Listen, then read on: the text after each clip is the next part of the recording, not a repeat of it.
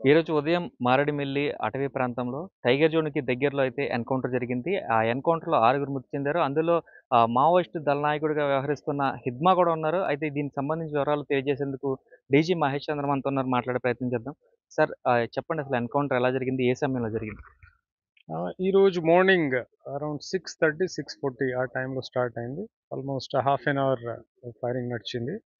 Actually continuously కొన్ని రోజుల నుంచి ఇన్ఫర్మేషన్స్ వస్తున్నాయి. సో, నిన్న ఎస్పీ గారు, ఓఎస్డీ గారు పార్టీ లాంచ్ చేశారు. దెన్ ఈరోజు మార్నింగ్ ఈ ఎదురు కాల్పులు అయింది. దానిలో తర్వాత ఫైరింగ్ తర్వాత చూస్తే 6 మావోయిస్ట్ డెడ్ బాడీ దొరికింది. అంటే అందులో హిడ్మా ఉన్నాడనే సమాచారంతోటే ఫైర్ చేసారా? లేకపోతే పర్టిక్యులర్ ఇన్ఫర్మేషన్ అతని మీద ఉండే ఫైరింగ్ చేసారా?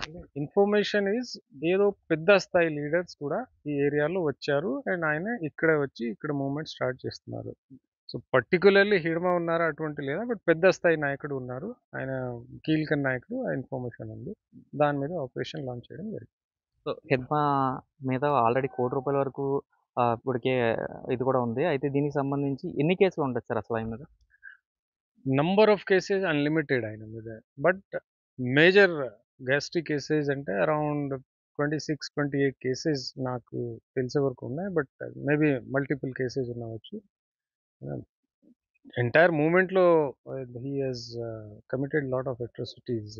హి has killed lot of security forces. He has killed lot of innocent people. So, number of cases are there. అంటే హిడ్మాకి సంబంధించిన ఫ్యామిలీ మెంబర్స్ కూడా ఎన్‌కౌంటర్‌కి గురయ్యారని చెప్తున్నారు. వాళ్ళెవరున్నారు? హిడ్మా వారి భార్య రాజే ఉన్నారు. ఆమె కూడా చనిపోయారు దానిలో. She is also zonal committee member that battalion. Sir ఈ ప్రాంతంలో ఇది మూడో ఎన్‌కౌంటర్ అని చెప్పుకోవాలి. ఎందుకంటే గతంలో 2 జరిగాయి. ఇది మూడో ఎన్‌కౌంటర్. సో, అందరు మావోయిస్టులు ఇక్కడ షెల్టర్‌ని ఏర్పాటు చేసుకున్నారు. సో, దీని మీద ఏమన్నా ప్రత్యేకంగా చర్యలు సో, తీసుకుంటారా? దానికి మేము కంటిన్యూయస్‌గా ఇంటెలిజెన్స్ పెడుతున్నాము. Local police as well as మాకు స్పెషల్ వింగ్స్ ఉన్నాయి. కలిసి గట్టిగా చేస్తున్నాం. దానివల్ల వాళ్ళు ఎప్పుడు రావడానికి చూస్తే we are trying to neutralise them. ఫైనల్‌గా మావోయిస్టులకి ఏం చెప్తారు సార్ అసల? ఈ ఎన్‌కౌంటర్ నేపథ్యంలో ఏం చెప్పాలనుకుంటున్నారు? My request, my suggestion, government is accepting surrender. వాళ్ళు రీహాబిలిటేషన్‌కి గవర్నమెంట్ సహాయం చేస్తున్నారు. దయచేసి వచ్చేసి సరెండర్ అయిపోవాలి. Live a happy life. Enjoy a civilian good happy life. Sir encounter ముగిసినట్టేనా? ఇంకా కూంబింగ్ జరుగుతుందని చెప్తున్నారు. ఇంకా నడుస్తున్నాయి. మార్నింగ్ కాల్పులు ఆగిన తర్వాత మామూలు మాట్లాడితే మళ్ళీ మాట్లాడితే కంటిన్యూయస్‌గా కొంతమంది పారిపోయారు డిఫరెంట్ డైరెక్షన్స్‌లో. So, we have send another parties and operations is going on. So, sir ఇప్పుడు బోర్డర్‌కి సంబంధించి ఇటు పక్కన ఛత్తీస్‌గఢ్ కావచ్చు, ఒక పక్కన మనకి చూసుకున్నట్లయితే ఈ ఛత్తీస్‌గఢ్, ఆంధ్ర బోర్డర్ కావచ్చు, ఒడిస్సాకి బోర్డర్ కావచ్చు. సో, ఈ బోర్డర్ ఏరియా ఉండడం వల్లే ఇదంతా ఇక్కడ ఎక్కువగా కార్యకలాపాలు జరుగుతున్నాయి అనుకోవచ్చా? బోర్డర్ ఏరియా కూడా ఉన్నాయి. తర్వాత అడవి ఏరియా కూడా ఉంది.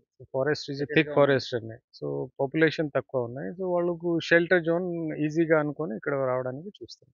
సార్ అంటే మారేడుమిల్లి ఇప్పుడు ఎక్కువగా పర్యాటకులు ఎక్కువ వస్తున్నారు. సో, ఈ నేపథ్యంలో మావోయిస్టుల కలకలం అనేది, ఇలాంటి ఎన్‌కౌంటర్‌లనేది వీళ్ళకి కొంచెం భయాందోళనకు గురి చేస్తుంది కదా! వాళ్ళకేం చెప్తారు? పర్యటనకి ఆహ్, టూరిజంకి ఏమి will give full security. That is why we are continuously operating in this area. ఎప్పుడు ఈ ఏరియాలో వాళ్ళు వస్తే we are keeping a watch and we are trying our best that Maoist do not disturb this area.